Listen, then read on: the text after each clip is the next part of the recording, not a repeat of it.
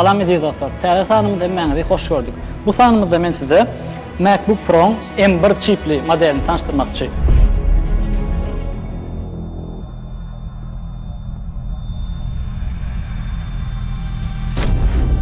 We've created something wild.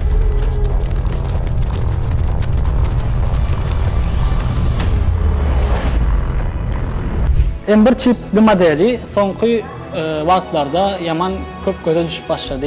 Her kim bu arada köp maglumatlar paylaştı. Her kim öz pikirlerini, her kim öz üstüne nähil täsir galdyran paylaştı.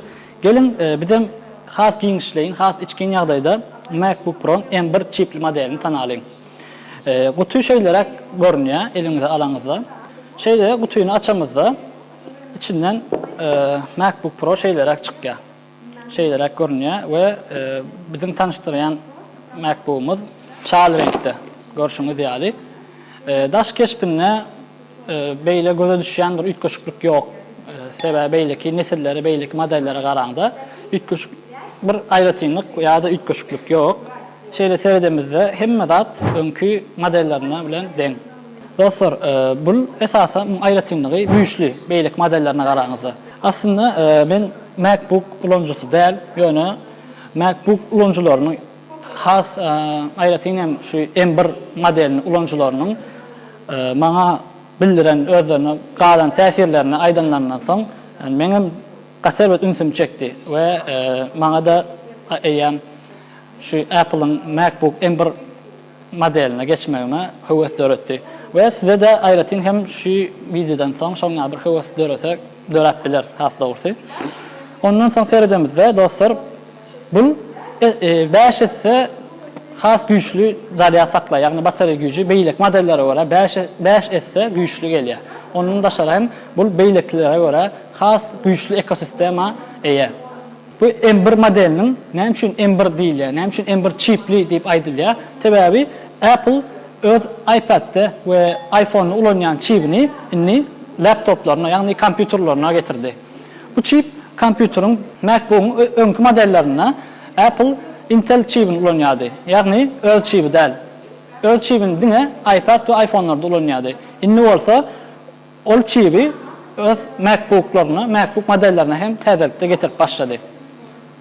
Ondan da şaraýdamyzda dostlar beýleki modellerine garaňyzda bunun aýratynlyklaryny biz has gowy beýleki modeller bilen, ýagny öňkü nesiller bilen garşylaşdyryp has gowy düşünüp biler diýip pikir edýän.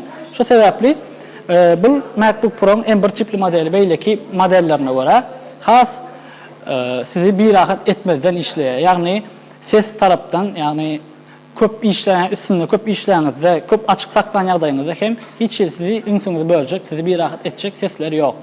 M1 çipi beýleki Apple öz iPhone'larynyň we iPad'laryndan getirdi laptopuny diýdim. Ýöne pikir etmem, göni alyp şo çipi muňa getirdi. Ýok, bu beýle däl.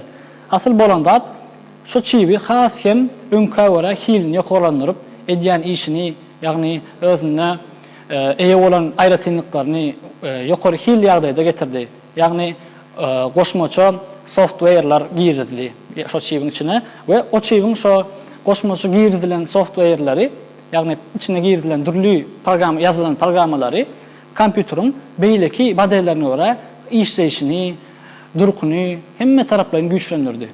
Bu modeliniň 8lik we 16lik RAM hökmünde gelýär. Aýratyn hem bunyň webcamy, ýagny ýüzündäki size tarap serep duran kamerasy beýlek kameralara göre has ýokary hili ýokary, ýagny sizi özüňizi online ýygnaklarda barmy ýa bolmasa kompýuteryň öz kamerasyny özüňiz video alaňyzda ýa surat düşüreňizde hili beýleklere göre has ýokarydygyny özüňiz hem görürsiniz. Ondan da şerkem aýtsak, dostlar, Apple'ın öz aýratynlyklaryny, ýagny öz özgörüşçüklerini şeýlerek beýan etdi kısaça aýdamyzda. Ýöne muny biz aýratyn hem MacBook'un M1 çipli modelini ulanjytyndan hem sorarys. Dostlar, görüşüňiz ýalak MacBook Pro M1 çipli modeliniň ulanjysy sona biz bilen. Indi sona Apple MacBook Pro ýagny M1 çipli modeliniň, ýagny iň täze model dogry dämi? MacBook'laryň. Indi şu MacBook Apple'ın aýdyşýardyk özgörçlükleri barmy? Ýagny seni şu derece şat edýärmi? Meselem diýe zaryady, ýagny batarya güýji has ýokary saklaýar, ýagny köp wagt saklaýar diýär-de. Ulanyň işleýän zadyň ünsün bölünen noktaýa ýa bolmasa hiç artykmaş sesede noktaýa şu zatlar näme senem özüň tejribe edýärmi şu işleýände? O doğru. Beýleki mundan öňkü ulanan men MacBook Air ulanýardym mundan. Onu ulanma tejribe, onu ulanyp gördüm. Oň tejribesi emma näýlik diýen. Ýöne ol Ember'däl, ol Intel'in ýani öz çipleri däli MacBook, Apple'ın öz çipi däli, Intel'inkide we Air'de ulanýan nämem, kompýuterim ýöne. Ýene olam Apple'ın nemesi bolan üçin, kompýuter bolan üçin tezligi zady beýleki Windows kompýuterlary zatlary bara elbetde ýokarydy. Men etýän işime bara Pro geçdim, o näýlik diýen, dünýäň giňeýär eken-ne. Birinji bilen şu batarya meselesini irden saat 9'dan başlap açjan kompýuteriň başyna, akşam saat 6-7 açanny. Şu başlatyň bölen şu aýdyşlary ýani 20 saat töwür saklaýarmy? Saklaýar o. Günne bir edek dişim ýalak 9'dan açjan, akşam saat 6 açanny. Hiç ileki zaryatnik ýanynda götürmän arkaň ulany bilýän. Ýoksa senem şu güýçli programmalary şolur wagtyň dowamyna bir neçesini işleýän dogry. Edil dogry. Adobe'ň programmalaryny seretýänler, ýani kameraň arkasyndakylaryň bilýänler. Bäde senem bilýän, on soň tomoşaçylarym bilýär. Güýçli programmalary bar we bir kuşlansy arkada iň azyndan bir kuşlansy açylýar. Mundan öňkü ulanan kompýuterlerimi Windows'am ulanyp gördüm, MacBook'um ulanyp gördüm ýöne. MacBook'un Air'ine we Windows'a gara şu kompýuterde hiç il ses bolanok, hiç ileki zaryady bir artykmaç daşyndan işläp zaryat ýenok. Yani tükedenok. Bu kompýuter 8 GB, 16 GB-lygynam gördüm ulanýan gapdalymda men bilen ofisde. 10K sedim ýok, ýani bu kompýuterde sedim ýok.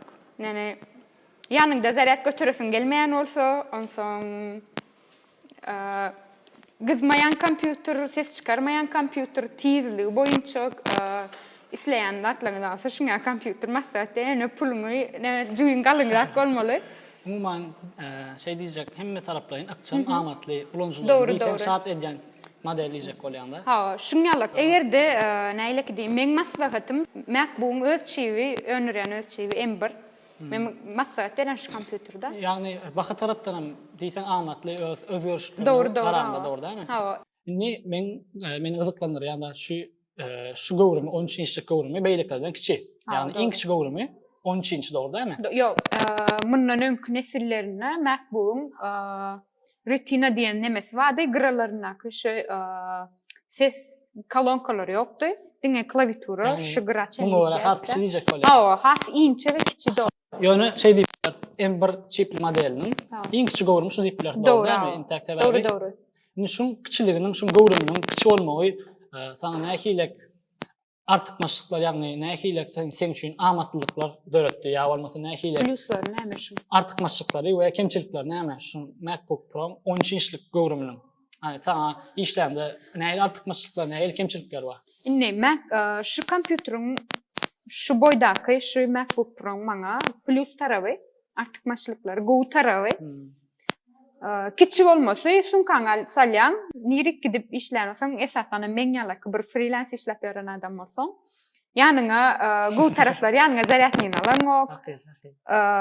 Şunkaňa salýan, alyp gitýän boldy, başga bir nemesi ýok. Ýöne minus taraplarynyň kemçiligi ekrana köp wagt seretýän we käbir zatlar gözüň açky dakynýan we zatlar kiçi ýasen nemäňe.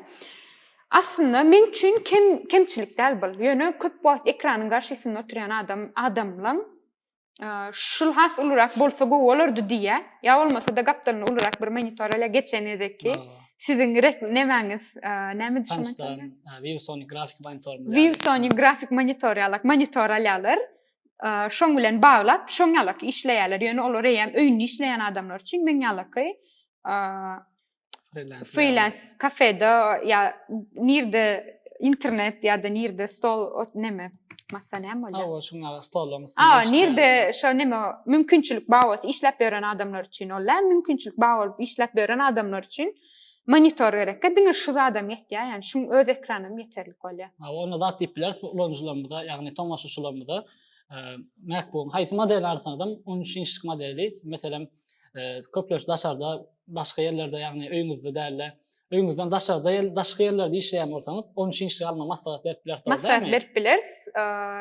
Hem agramy hem gowrum boýunça. Dogry, Ýöne egerde agyr programmalarda işlemeýän bolsaňyz, onu Pro diýip artykmaç bir 400-500 dolar pul berip öýrenen. Has, ýani mundan şu Pro'dan 400-500 dolar arzanrak bolan Air MacBook Air'laňam M1 çipli görnüşler bar. Olara alyp bilerler hazır. Dostlar, indi bolsa men nemesi bilen gyzyklanýan. Şu M1 çipli modeliniň siz nähili renk aýratylykları, nähili beýlekleri öwrende, renk has, nähili diýsem, bu ýagdaýda görkezdi, dämi renkleri? MacBooklar soňky edil näçinji nesilden başlap ulanýanlaryny bilemok. Ýöne men öňkü ulanan MacBook'umda da Retina ekran ulanýardy we şunda da Retina ekran bar. Ýani görýän ekranymyzyň köpeldilen iki görnüşine çıkarýar, nemelerini, renklerini şoňalak edip berýär bize. Men ýalak bir dizayn işini işleýän bolsaň, ol renkler, zatlar möhüm ýaman. Beýleki ýani şu kompýuter ulanyp başlap ulananymdan soň, beýleki ullokan monitorum bolsa, şu renkini gowermeýän bolsa, şu kiçik ekrany saýlaýanda ýene tapawutlandyryp bilýär. Dogry renkleri gözüňe bir hepde şu kompýuteriň berýän renklerini öwrenşäň soň, näçe ullokan ekran getirseňiz hem ýene şu kompýuteriň renkleri saňa düzüw gelýär-de. Dogry. Hawa dostlar sonra bize öz tejribelerini, ýagny MacBook Pro M1 çipli modeliniň aýratynlyklaryny, täze girdiň özgörüşleri has aýdyn şekilde beýan etdi. Bunun için özüne tawatna aýdýar. Bu sanymyz hem çeýlejem de ýa-da indiki bölümimizde görüşýänçe hoş sag bolun. Apple'ın sponsorluğu araşa. Apple esnime.